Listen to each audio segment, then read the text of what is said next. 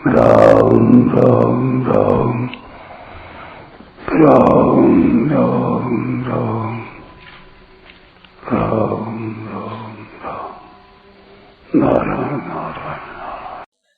सर्गाणामादिरन्तश्च मध्यं चैवाहमर्जुन अध्यात्मविद्या विद्यानां वादः प्रवदतामहो। हे अर्जुन, संपूर्ण सृष्टियों के आदि मध्य तथा अंत में मैं ही हूं। विद्याओं में अध्यात्म विद्या माने ब्रह्म विद्या और परस्पर शास्त्रार्थ करने वालों का तत्व निर्णय के लिए किया जाने वाला वाद मैं ही हूं। व्याख्या। सर्गाणाम आदिरंतश्च मध्यम चैवाहम अर्जुन। जितने सर्ग और महासर्ग होते हैं, अर्थात जितने प्राणियों की उत्पत्ति होती है, उनके आदि में भी मैं रहता हूं, उनके मध्य में भी मैं रहता हूं और अंत में उनके लीन होने पर भी मैं रहता हूं। तात्पर्य है कि सब कुछ वासुदेव ही है, अतः मात्र संसार को, प्राणियों को देखते ही भगवान की याद आनी चाहिए। अध्यात्म विद्या विद्या नाम, जिस विद्या से मनुष्य का कल्याण हो जाता है वह अध्यात्म विद्या कहलाती है। अध्यात्म विद्या और राज विद्या, इन दोनों में अंतर है। अध्यात्म विद्या में निर्गुण स्वरूप की मुख्यता है और राज विद्या में सगुण स्वरूप की मुख्यता है। संसार का अभाव करके निर्गुण परमात्मा को जानना अध्यात्म विद्या है।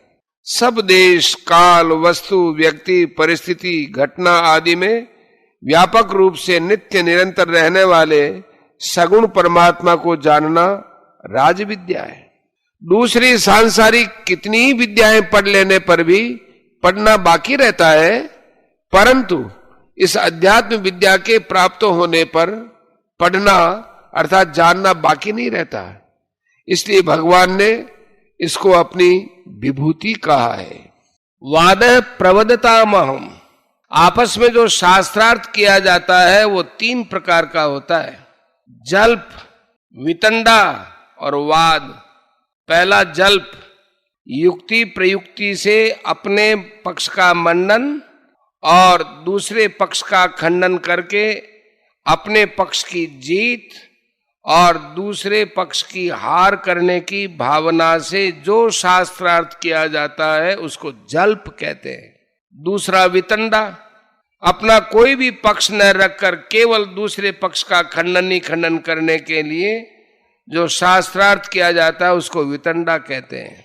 तीसरा वाद, बिना किसी पक्षपात के केवल तत्व निर्णय के लिए आपस में जो शास्त्रार्थ माने विचार विनिमय किया जाता है उसको वाद कहते हैं। उपर्युक्त तीनों प्रकार के शास्त्रार्थों में वाद श्रेष्ठ है। इसी वाद को भगवान ने अपनी विभूति बताया है। परिशिष्ट भाव।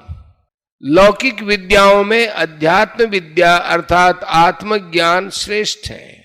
इसी को गीता के अध्यायों की पुष्पिका में ब्रह्म विद्या कहा गया है।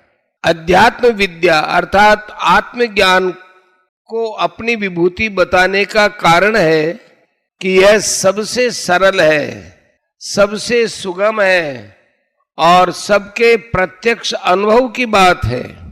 इसको करने में, समझने में और पाने में कोई कठिनता है ही नहीं।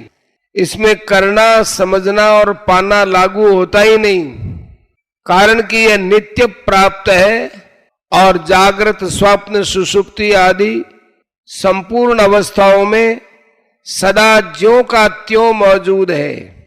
आत्मज्ञान जितना प्रत्यक्ष है उतना प्रत्यक्ष ये संसार भी नहीं है।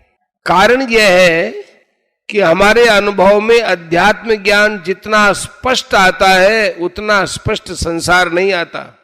इस बात को इस प्रकार समझना चाहिए, हम अपने बालकपन को देखें और वर्तमान अवस्था को देखें तो शरीर वह नहीं रहा, आदत वही नहीं रही, भाषा वही नहीं रही, व्यवहार वही नहीं रहा, स्थान वही नहीं रहा, समय भी वही नहीं रहा, साथी भी वही नहीं रहे, क्रियाएं भी वही नहीं रही, विचार वही नहीं रहे, सब कुछ बदल गया।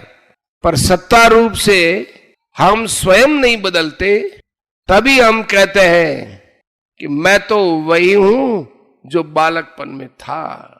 तात्पर्य यह हुआ कि जो बदल गया वह अलग स्वभाव वाला है, और जो नहीं बदला वो अलग स्वभाव वाला है। जो नहीं बदला वह हमारा असली स्वरूप है, और जो बदल गया वो शरीर है।